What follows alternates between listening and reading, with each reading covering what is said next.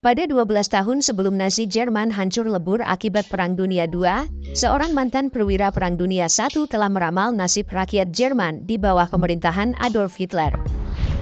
Perwira tersebut adalah bawahan, juga rekan seperjuangan Hindenburg yang bernama Ludendorff.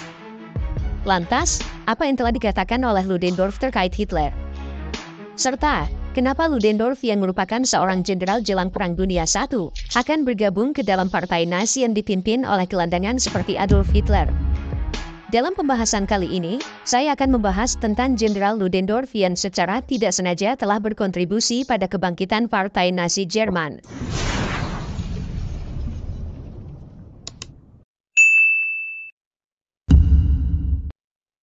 Ludendorff lahir dengan nama Erich Friedrich Wilhelm Ludendorff di Posen, Prusia yang sekarang menjadi wilayah Polandia. Ayahnya bernama August Wilhelm Ludendorff merupakan seorang pemilik tanah yang kemudian diangkat menjadi bangsawan, juga seorang mantan kapten dalam militer Prusia. Ibunya bernama Clara Jeanette Henriette von Tempelhof yang berasal dari keluarga militer aristokrat. Karir awal militer Ludendorff bisa berjalan dengan lancar, sebagian berkat pengaruh ibunya. Ludendorff belajar di sekolah kadet terkenal yang berlokasi di Plön. Sekolah tersebut telah melahirkan berbagai perwira hebat. Jenderal Heinz Guderian yang terkenal sebagai Bapak Panzer jelang Perang Dunia II, justru tamat dari sekolah tersebut. Konon kata bahwa Ludendorff berturut-turut meraih peringkat pertama dalam kelasnya, padahal usianya 2 tahun lebih muda dibanding teman sekelas lainnya.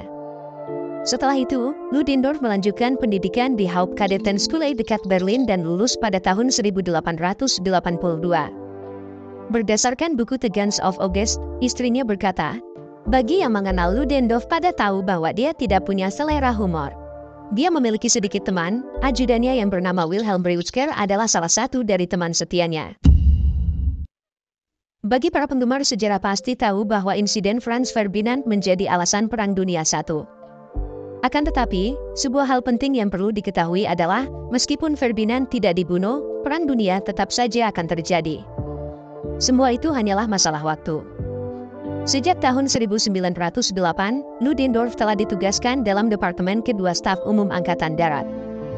Tugasnya adalah melakukan revisi rencana penyerangan terhadap Prancis secara besar-besaran melalui Belgia. Perencanaan inilah yang kemudian dikenal sebagai Rencana Schlieffen. Alasan diberi nama Schlieffen karena kepala staf umum yang mengutarakan rencana tersebut bernama Alfred von Schlieffen.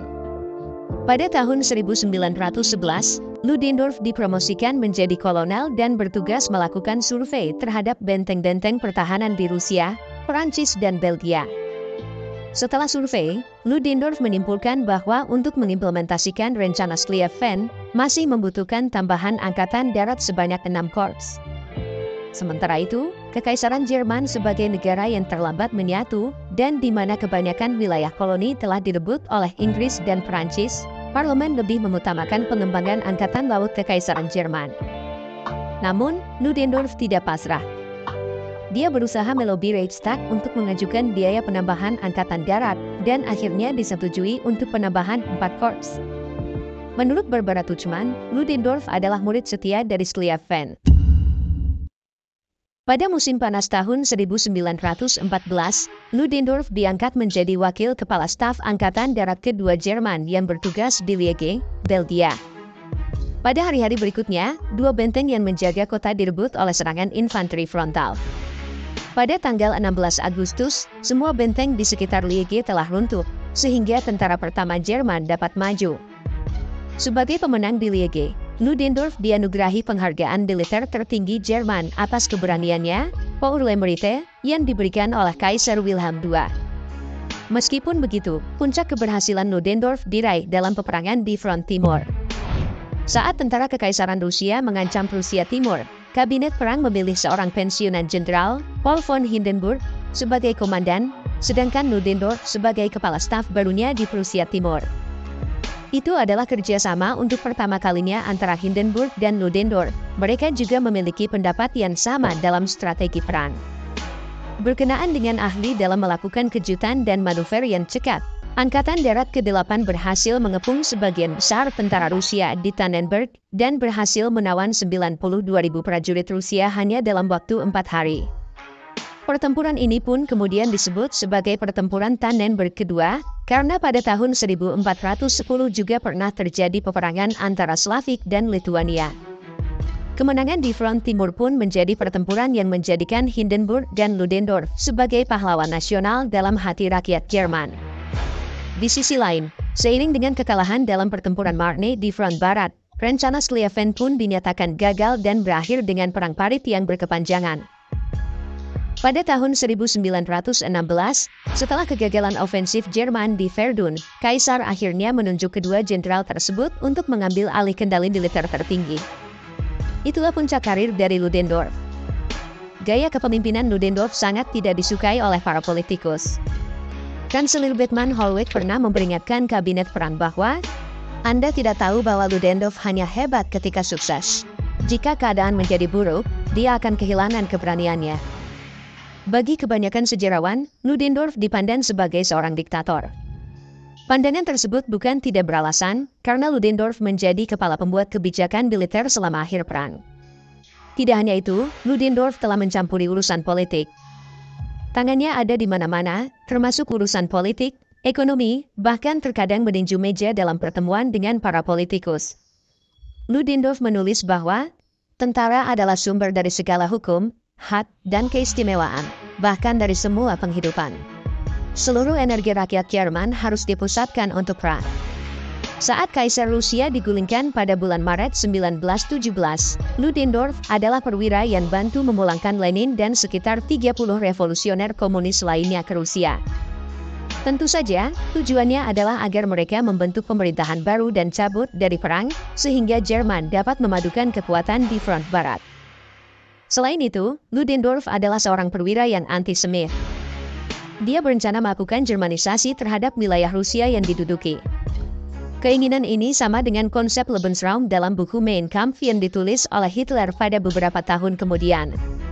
Pada tahun 1925, Ludendorff juga mendirikan sebuah organisasi yang bernama Tannenbergbund. Tujuannya adalah menyerang para penganut agama dan kaum Yahudi.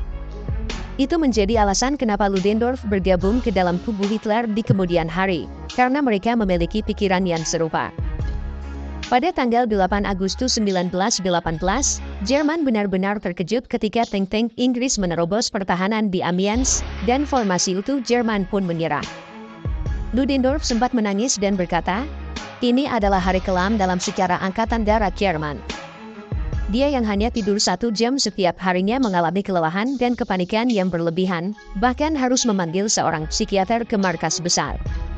Pada tanggal 29 September 1918, Ludendorff dan Hindenburg yang gagal dalam ofensif, tiba-tiba menginginkan gencatan senjata, tetapi setelah mengetahui perjanjian perdamaian yang akan merugikan Jerman, Ludendorff bersikeras agar melanjutkan perang. Jenderal yang selama ini dipuji tiba-tiba dibenci rakyat, bahkan menjadi sasaran revolusi pada tahun 1918, sehingga terpaksa mengasingkan diri ke Swedia selama beberapa bulan. Ludendorff menulis, "Melalui revolusi, orang-orang Jerman telah menjadikan diri mereka sebagai paria di antara bangsa-bangsa, tidak mampu mendapatkan sekutu, menjadi helot yang melayani orang asing dan modal asing, dan kehilangan harga diri.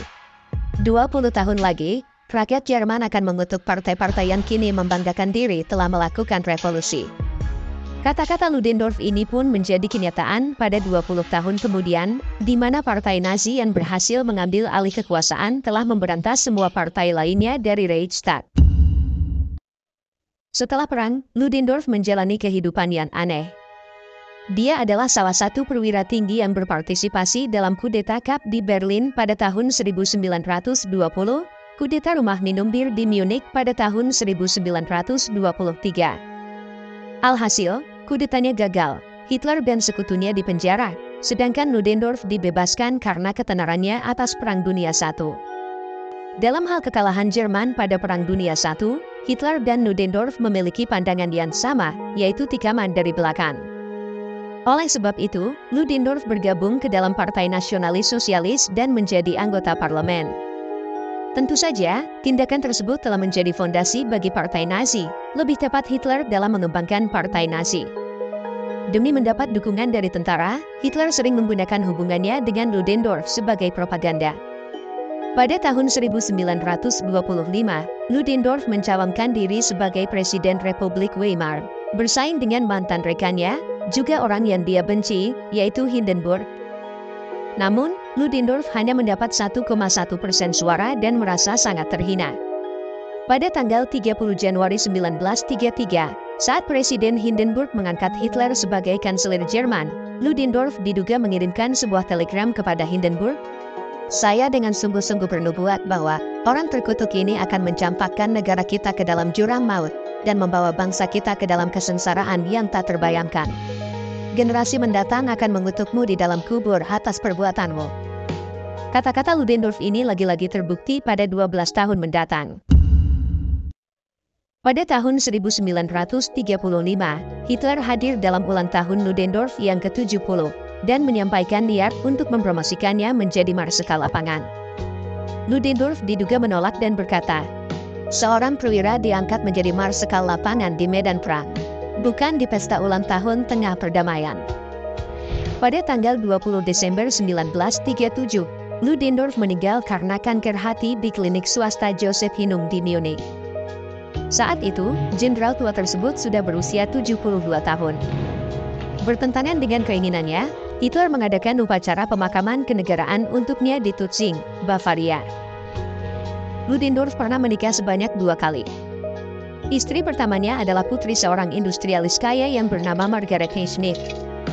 Mereka bertemu di tengah hujan badai, di mana Ludendorff menawarkan payung untuknya. Pada tahun 1926, dia menceraikan Margaret Hay, lalu menikah lagi dengan seorang wanita bernama Mathilde von Chemnitz. Istri keduanya adalah seorang ahli saraf dan filsuf yang terkenal. Baiklah teman-teman, untuk pembahasan kali ini cukup sampai di sini. Jika terdapat pendapat atau saran, jangan segan untuk tinggalkan komentar di bawah.